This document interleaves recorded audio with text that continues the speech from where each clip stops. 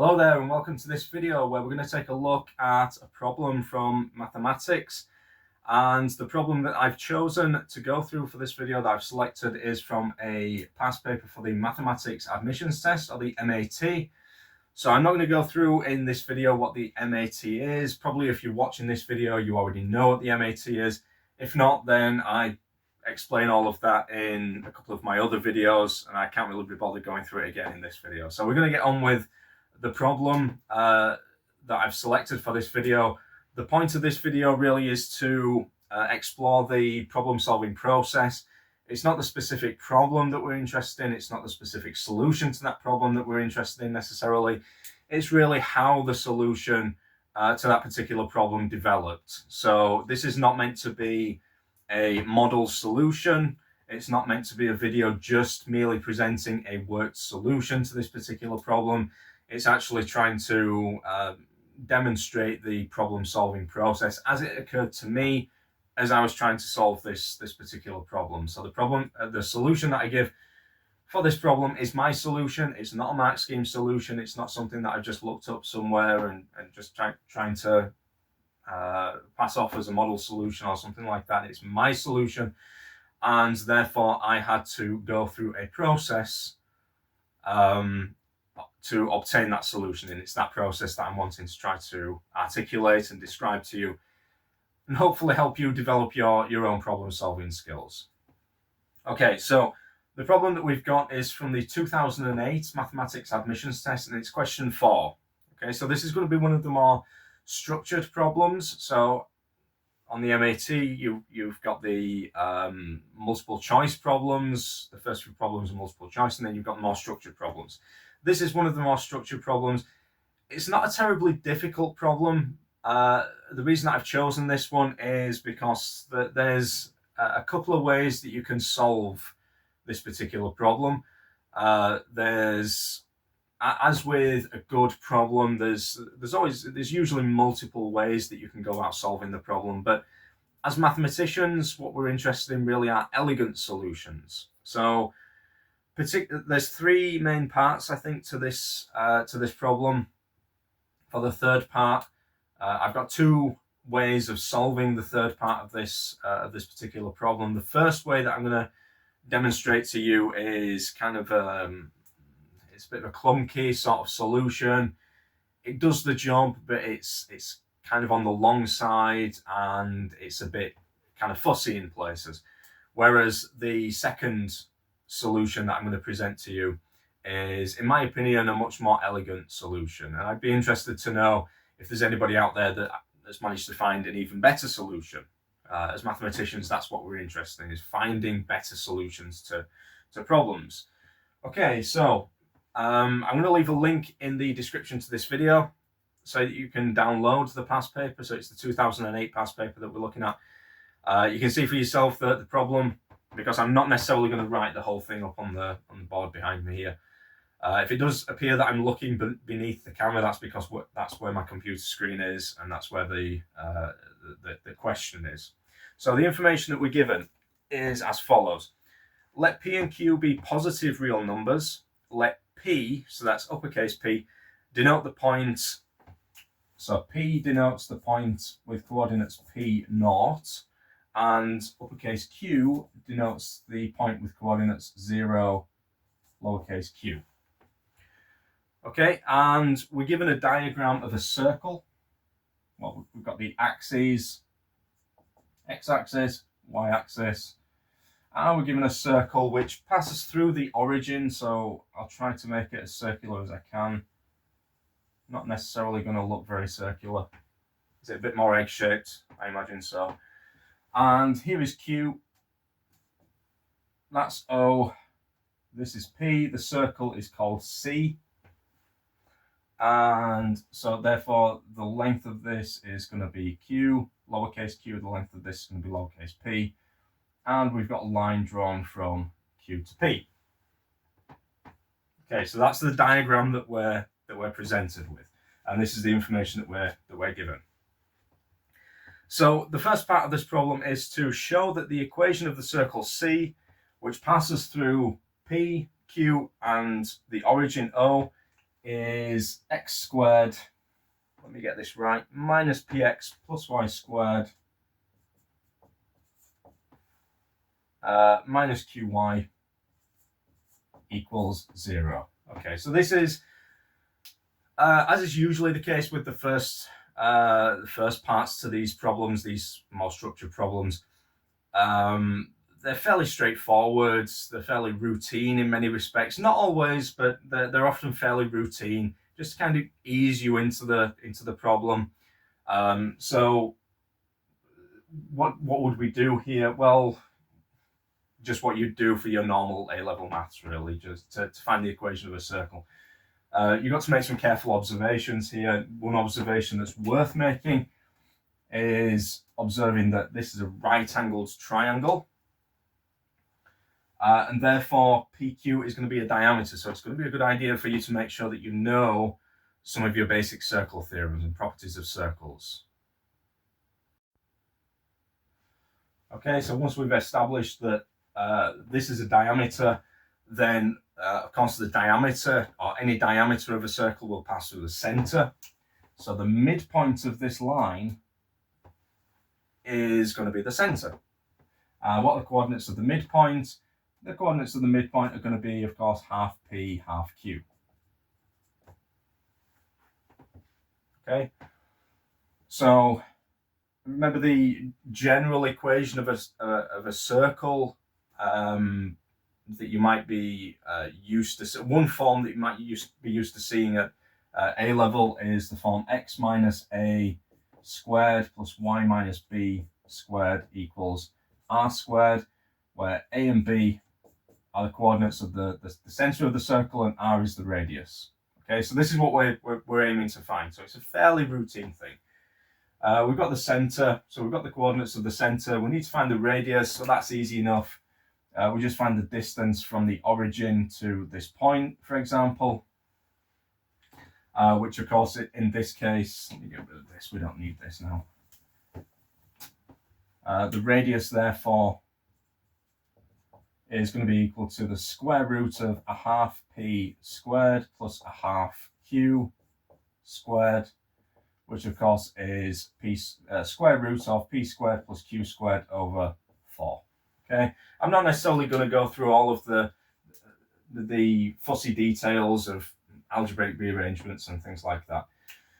So the equation of this circle in one form, in one particular form, is going to be x minus a half p squared plus y minus a half q squared equals, remember it's the radius squared, so it's going to be p squared plus q squared over 4.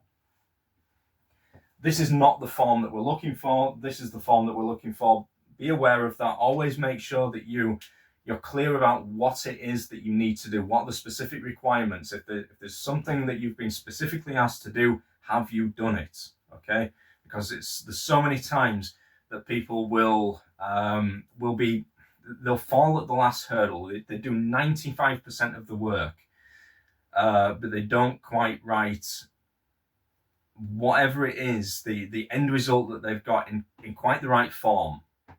And you do need to do this. You've got to demonstrate that you can follow instructions, that you can do what you need to do. Now, it might be obvious to you. You might be this far away from the expression that's required, and it might be blatantly obvious to you how your expression is equivalent to this expression, but you have to show it. It's as simple as that. Or if you don't show it, then you risk losing marks or whatever, right? Just there's no incentive to not do it. Okay, so let's expand everything out here. What do we get? We get x squared minus, it's going to be minus a half p minus another half p, so it's going to be minus p x plus a quarter p squared plus y squared minus qx plus a quarter q squared is equal to p squared plus q squared over 4. These cancel with these over here, so what we're left with is x squared minus px plus y squared minus qx equals 0. Okay. So that's the first part done. We've shown that the equation of this circle is this, and from what I can remember, that doesn't really play much further role in this problem. But nevertheless, it's something that we're asked to do. So we've done it. Okay, so next, this is where things start to get a little bit more interesting, and it starts to involve inequalities now. Okay.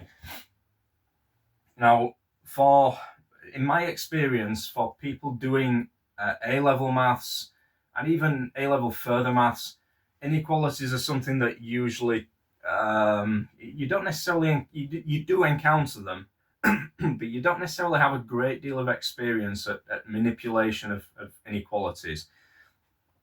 If you are going on to do maths at university, that will change. You will become very adept at dealing with inequalities. Okay. Inequalities arguably will be in many ways more important to you than equalities, especially when you do things like real analysis or complex analysis. You'll deal with inequalities arguably more than you will deal with equalities. So let's have a look. What do we need to do? So we can get rid of this now.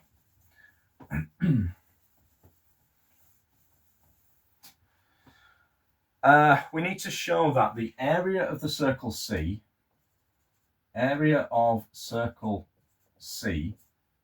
over the area of triangle OPQ, so area of triangle OPQ is greater than or equal to pi.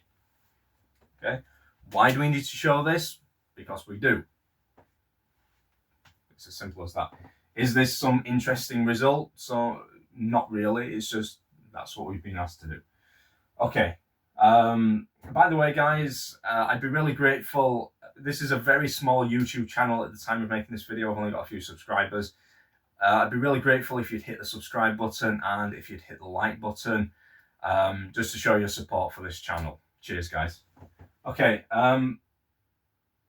so the way to do this, the natural way to do this is to find an expression for the area of the circle, which is not going to be too difficult now that we know its radius, and find an expression for the area of the triangle. Not going to be too difficult at all, considering that this triangle is a right-angled triangle. Okay, so let's give it a go. So the area of the circle we know to be pi times r squared. The radius was square root of p squared plus q squared over 4, so it's going to be pi times, or pi by 4 times p squared plus q squared. Okay, no problem. Area of circle C. And area of triangle OPQ is equal to, it's half PQ. Okay, so it's a right angle triangle. This is the base, this is the perpendicular height. Nothing could be easier. So the ratio of this area of the circle C to the area of triangle OPQ is going to be equal to pi by 4 p squared plus q squared over half PQ, which is equal to pi over 2. Yes, that's right, pi by 2 p squared plus q squared over PQ. Okay, and then I'm going to write the numerator in a very particular way. There's all sorts of ways that you could do this, by the way. But we could write the numerator in this form. P minus q squared plus 2pq, and then we just leave the denominator as it is. Why would we do this? Well, because p minus q, irrespective of the specific values of p and q, it doesn't matter whether p is greater than q or q is greater than p or whatever, p minus q squared is always going to be greater than or equal to 0. So therefore, if if I just write it here, so p minus q squared is greater than or equal to 0. So p minus q squared plus 2pq is going to be greater than or equal to 2pq. Okay?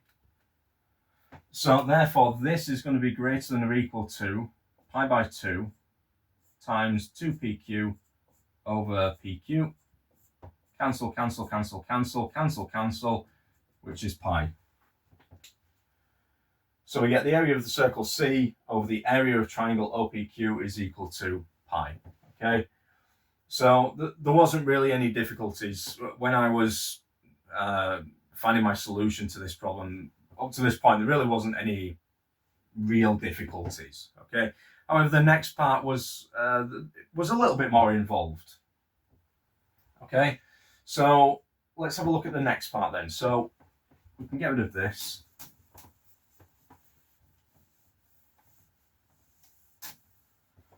So what we're given now is we're told that the area of circles. We're given a specific case now. If the area of circle C divided by the area of triangle OPQ is equal to 2 pi, which that's fine, that satisfies the inequality. We need to find the angles OPQ and OQP. Okay, so these two specific angles here and here. Okay, so now, one of the first things that I noticed about this problem when I was going about this is there's kind of a symmetry here with this. I don't mean a symmetry that goes so far as to insist that P and Q are going to be the same, not the same value, that P is going to be equal to Q. But there is an interchangeability here with P and Q. Okay, and that was something that kind of registered. I didn't really know how that was going to be expressed, but it was something that I noticed, that there's something, that there's this kind of symmetry. So that kind of makes me feel that if I do obtain a result at some point that is not kind of symmetrical with respect to P and Q, in other words, if I get a value for P and a value for Q that works here, I should be able to interchange the values of P and Q and still get another solution, a second solution that works here. Okay, potentially. So let's have a look. How can you do this? Well, another thing to notice is I'm going to give the clunky, less efficient solution first of all. Okay, because this was the first solution that I came up with, and I didn't like it because really from the outset, because there was something that I kind of assumed that I felt it wasn't wrong, but I felt I didn't really need to be assuming it. Okay, so there were a couple of things that I tried. First of all, what did I try?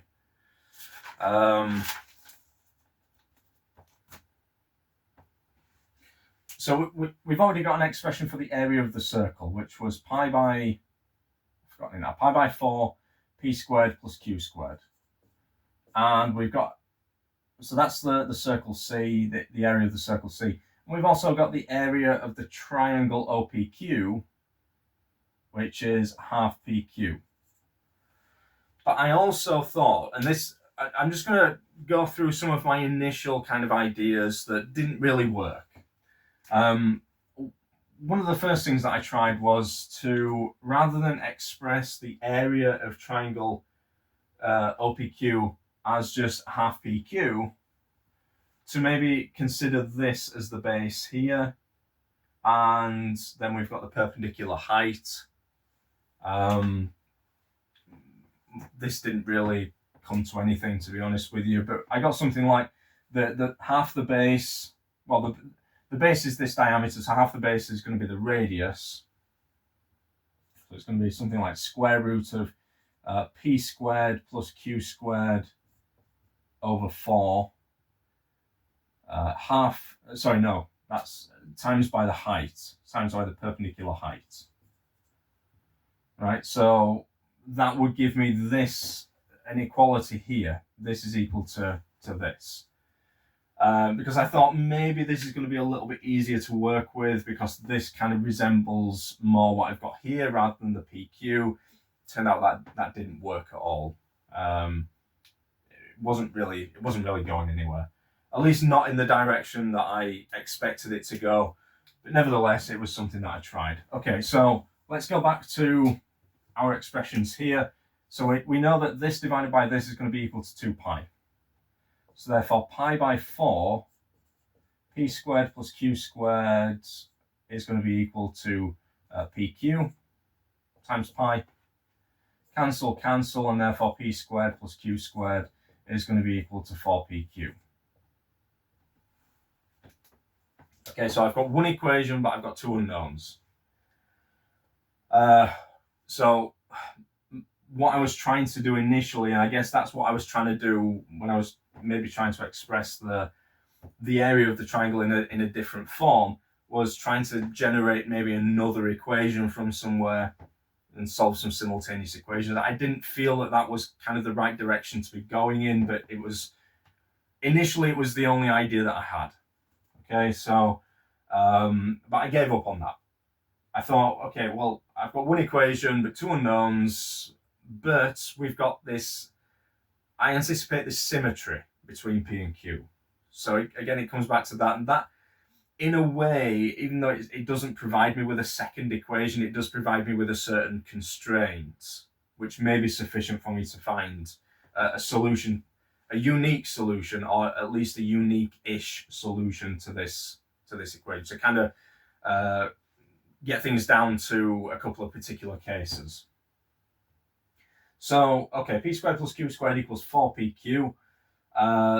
So the next thing I thought of, well, okay, it wouldn't actually matter what the size of this circle was, really. So if the radius of the circle was 1, or if the radius of the circle was 50, it wouldn't make any difference, really. All of the triangles are going to be similar. All of the triangles so formed are going to be similar. And therefore, the angles are going to be the same, because in similar triangles, obviously, corresponding angles are always equal. So maybe what I can do then is to actually choose a particular circle to work with. So let's set the radius equal to 1, in which case we get that p squared plus q squared over 4 square root is equal to 1. And we get that p squared plus q squared, in that case, is going to be equal to 4. Okay, so if p squared plus q squared is equal to 4, that means that, for example, p squared is equal to 4 minus q squared. And also, therefore, p is going to be equal to, p being a positive number, it's going to be the positive square root of 4 minus q squared. Okay, so this is assuming that the radius of C is equal to 1. And this was the thing that I didn't really like about this, even though I don't think it's not really wrong because of the similarity argument. I just didn't like it, okay? But I followed it through anyway. I just kind of made the observation, where does it go? Let's see what happens. So what happens here? We get p squared, which is 4 minus q squared, plus q squared is equal to 4 times the square root of 4 minus q squared times q. Okay, so now I've got one equation in one unknown. Okay, so by introducing this condition, I've managed to effectively eliminate one of the unknowns. So we get 4 equals 4q times the square root of 4 minus q squared. So cancel, cancel. Q squared times 4 minus q squared is equal to 1, and therefore we get q to the power of 4 minus 4q squared plus 1 is equal to 0. Okay.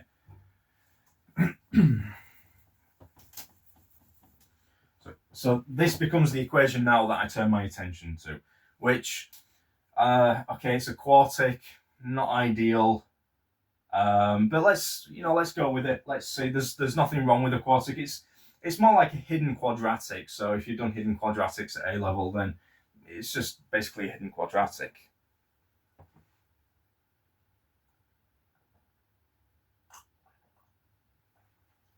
So it doesn't factorize, but it does solve. It does have solutions. Q squared minus 2 squared, so minus 4 plus 1 minus 3 equals 0. So just completing the square on it. So what do we get? Q squared minus 2 equals plus minus the square root of 3.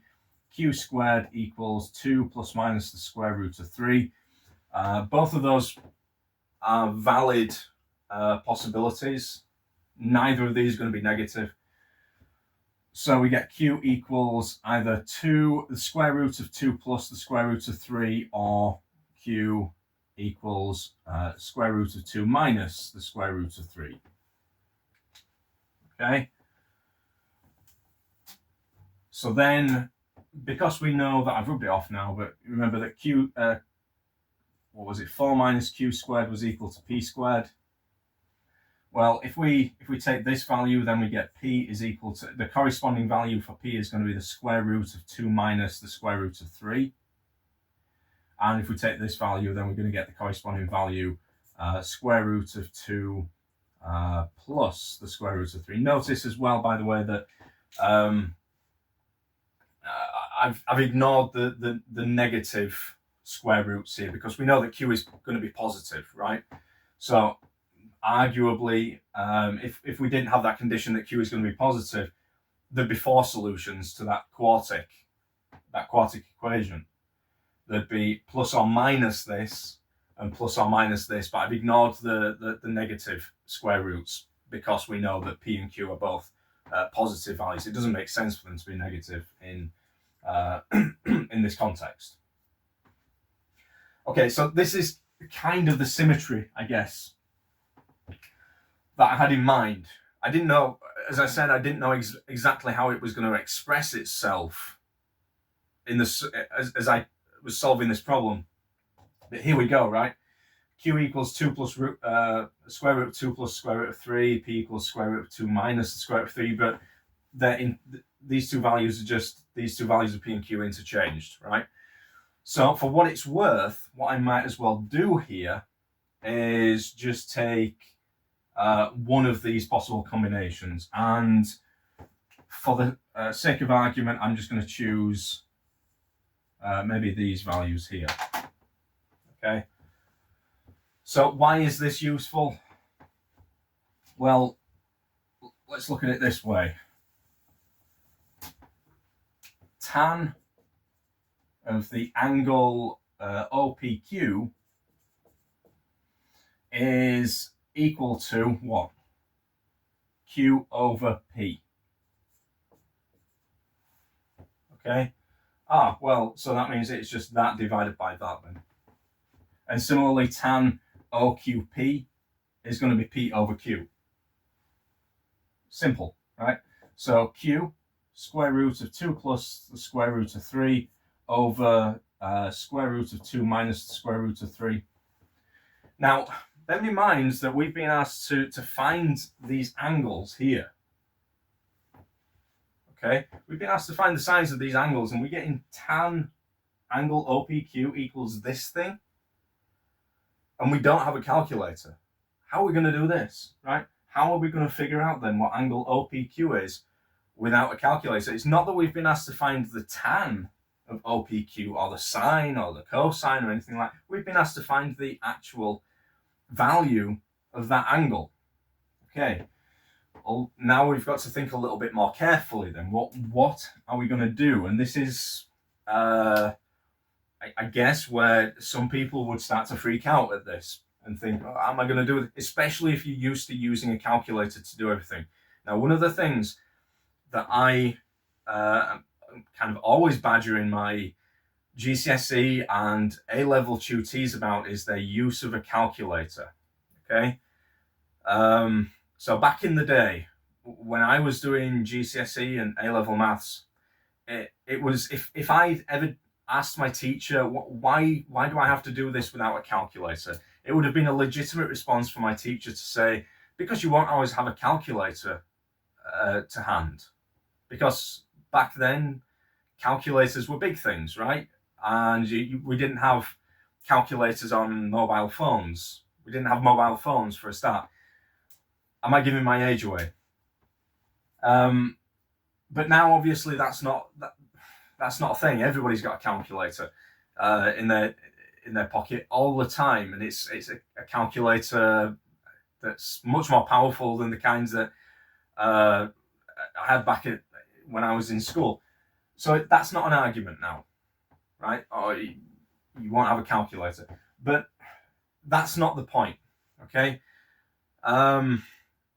If you're using a calculator, if you're wanting to develop your mathematics skills, you're wanting to learn to solve mathematical problems, you're wanting to learn about mathematics, you want to deepen your knowledge and understanding of mathematics, then you need to learn to think mathematically. You need to learn to see certain patterns, okay? And unfortunately, if you're using a calculator all the time to do various calculations for you, then in some cases you might be missing something. You might be denying yourself certain opportunities to really develop your problem solving skills and your pattern recognition skills and things like this. Obviously, yes, you need a calculator. If I ask you to solve the equation sine x equals 2/3 in such and such a range, then yes, you're going to need a calculator. But if you're fine, use a calculator when you actually need it. But if you don't need a calculator, my advice is don't use it. Now, you might say, well, I don't really care about learning about mathematics and stuff. Well, don't do a mathematics course then. It's just, it's that simple. If you don't want to learn about mathematics, don't do mathematics.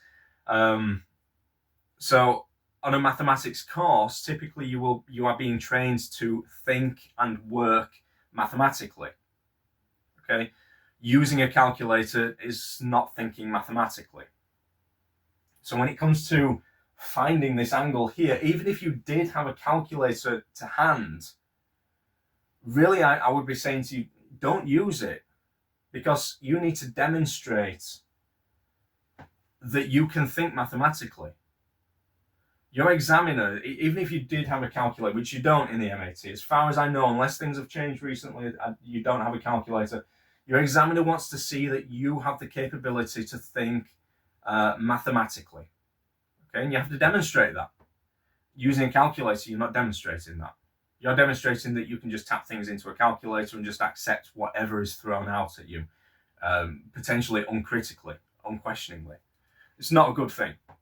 Okay, so we've got to think very carefully then, how can we deal with this? Now, one of the first things that I notice about this is the square root of 3.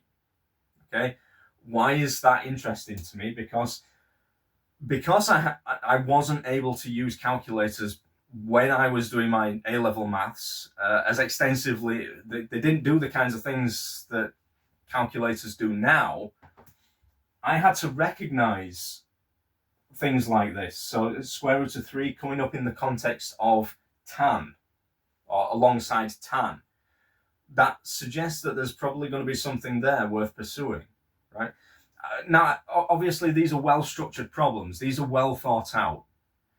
In random problems that come up in real life, for example, that's not forced to be the case. But we're talking about carefully crafted problems here, okay? Which means that they've been designed in a particular way to exploit certain relationships, certain patterns. And it's you that has to ultimately pick up on these patterns. So what might I try to do here? Well, one thing that I might try to do with this is to rationalize the denominator, so to speak. Okay, well, so how am I going to do that? So multiply numerator and denominator by square root of 2 minus the square root of 3. Because in the denominator then I just get 2 minus the square root of 3. In the numerator, I'm going to get the square root of, what am I going to get? 4 minus 3.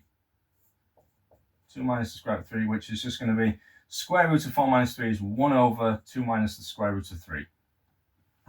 So you see how being prepared to do something that's a bit more mathematical in nature actually, it starts to simplify things, right? You've done this, not the calculator. You've done this, and there's a very different thing there. There's a very different feeling that you get when you've done something as opposed to when you got your calculator to do it for you. Okay, at least that's how I feel about it. Okay, great. What next? Well, I might try rationalizing the denominator on this now.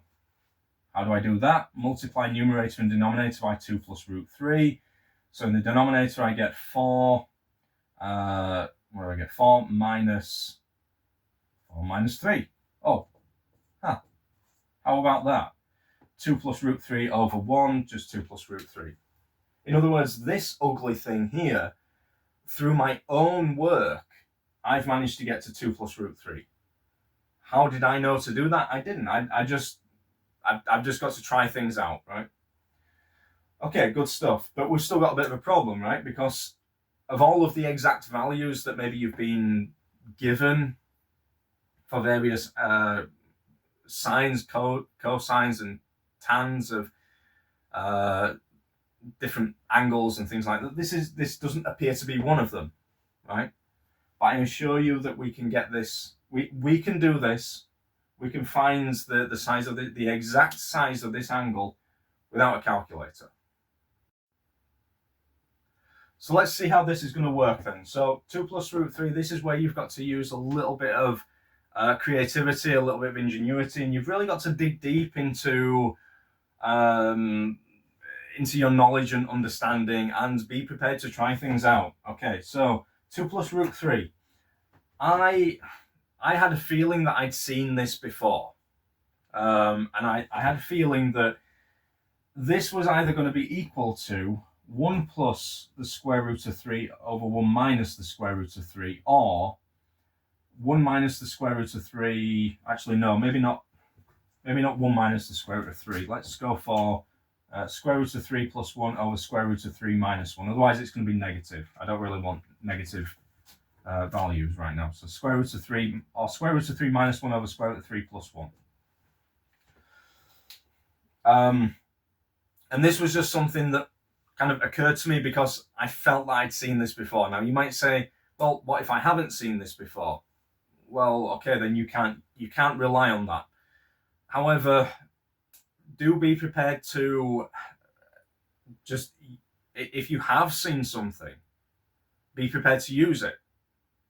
Either you have seen something or you haven't, okay? And what I wouldn't suggest that if you're preparing for the MAT is that you try to memorize every little trick. It's just, as you experience problem solving more and more, you just pick up little things here and there, which come in useful. The more problems you solve, the more likely you are to pick things up. And this is why it's important for you to solve, to attempt a range of problems, challenging problems, on a regular basis, really, so that you're collecting these little, you're giving yourself sufficient opportunities to collect these little tricks as you encounter them. Whereas if you don't really solve any problems, you don't come across these tricks. And then maybe you come to a situation like this and you don't see something, you don't see a way forward. But don't get me wrong, there is a certain amount of luck involved when it comes to problem solving. And sometimes it's just, you see the right thing at the right time. Sometimes you don't. So there's been plenty of examples in the past where I've been with a GCSE or A-level maths student and they've seen a solution to a problem before I have. Does that mean that they're better than me? Might do. But maybe it just means that they were a bit more lucky on that occasion. Because generally speaking, it's the other way around. I see the solution before they do. But every now and again, they manage to see something before I do. Same, for example, you with in the classroom, you may see a solution to a problem before your teacher does. Does that mean that you're better than your teacher? Not really. No, it just means that you were a bit more lucky, a bit more insightful on this particular occasion. Okay, so it's not all purely down to skill. Problem solving is there's a large amount of luck involved in finding a solution to a problem, and a lot of people don't like that because it's kind of uncertain. Okay, people want certainty. They want reassurance that everything's gonna work out all right. Unfortunately, when it comes to solving problems, that's just not the case. You've got to accept a bit of uncertainty. It's one of the mental strategies that you have to develop. How are you going to deal with this uncertainty?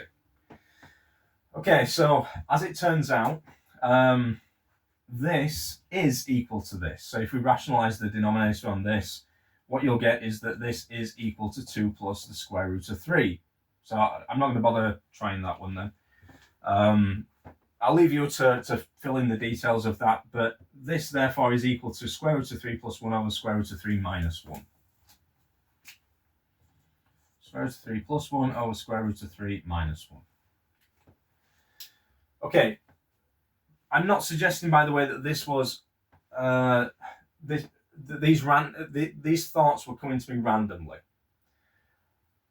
I can only speculate about this, but probably there's various patterns in here that, based on my previous experience at solving certain problems, my brain was probably telling me that I was probably going to have to use some sort of trigonometric identity, and possibly the addition formula for tan, so tan A plus B, is probably the kind of direction that I was wanting, that my brain was telling me to go in. So this, understand that when you're solving problems, a lot of the solutions to the problem will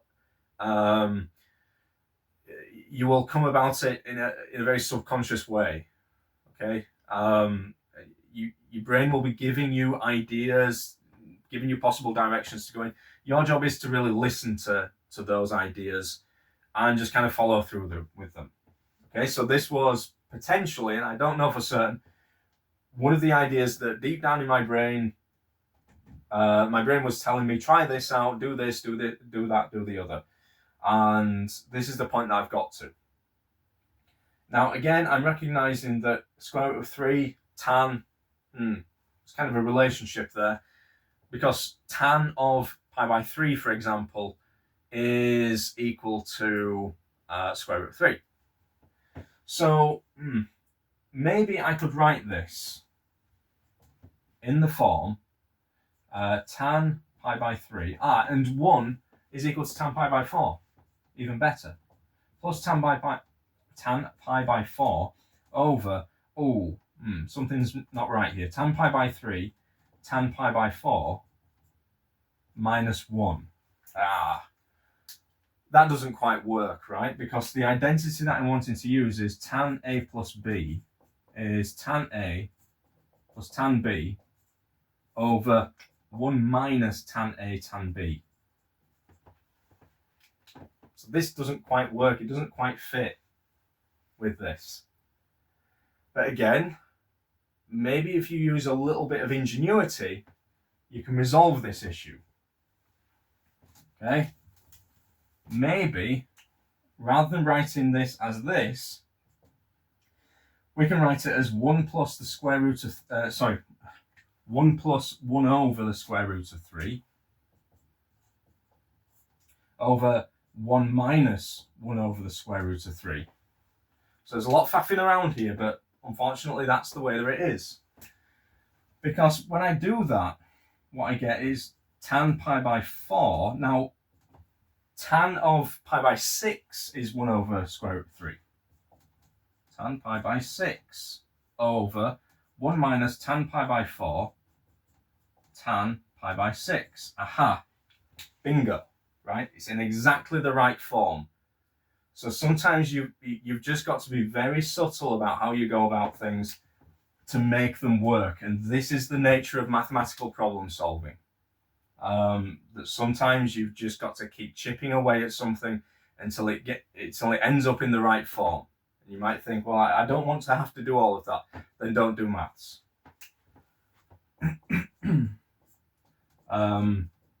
Plus pi by 6.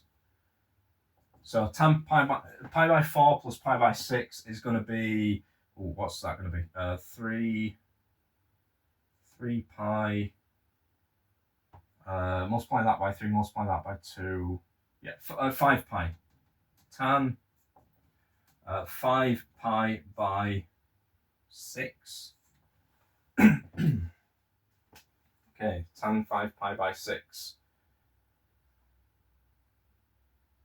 Yeah. I hope so. Right, and that's that. Okay, so we found out that angle OPQ is 5 pi by 6. So this angle here is 5 pi by 6. So because this is a right angled triangle, this is pi by 2. These two angles must add up to pi by 2. Therefore, this must be, what, 7 pi by... no, something's not right there.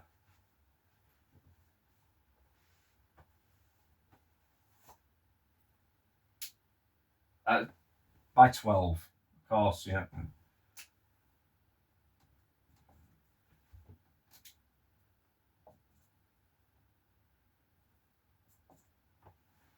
Hope you spotted that before I did. Pi by 4 plus pi by 6 is 5 pi by 12, not 5 pi by 6. 5 pi by 12. So the angle here is 5 pi by 12.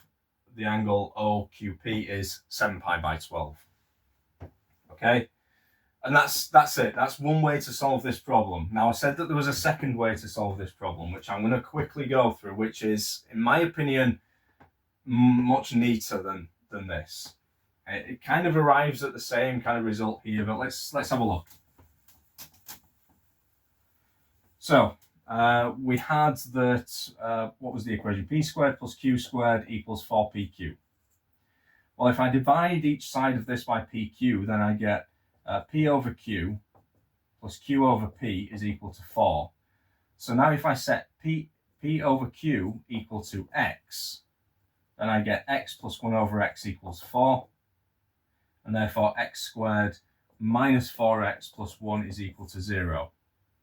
Okay, so then solve this quadratic equation. I get X equals 4 plus minus the square root of b squared minus 4ac over 2a, which is going to be 2 root 3, 2 plus minus root 3.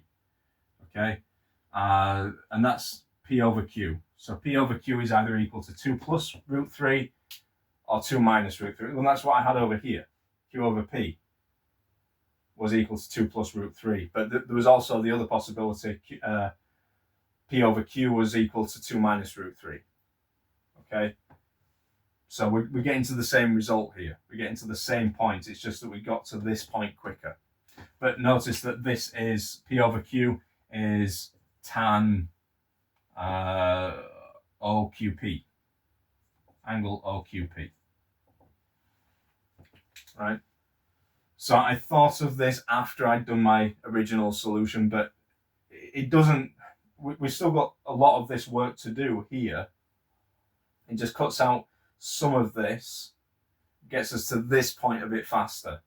But you've still got to kind of navigate your way through all of this stuff as well to figure out what the angles are. Okay, so again, the point of this video wasn't really to give you a model solution to this, but to really articulate some of the problem-solving process, the difficulties that you might encounter. Even going through it here on the board, because even though I've got some notes here, I'm still doing quite a lot of it from memory and actually figuring some of it out as I go, some of the details out as I go along. I've encountered some of those difficulties here and now, okay? That's how it is, and that's what I'm trying to articulate. That's what I'm trying to get across in these videos. That the problem-solving process is messy. You have to enjoy that messiness, and you have to embrace it, because there's nothing that you can do to avoid it. Okay, So I'm going to finish this video here. That brings us to an end of the solution to this problem. Thanks a lot for watching, guys.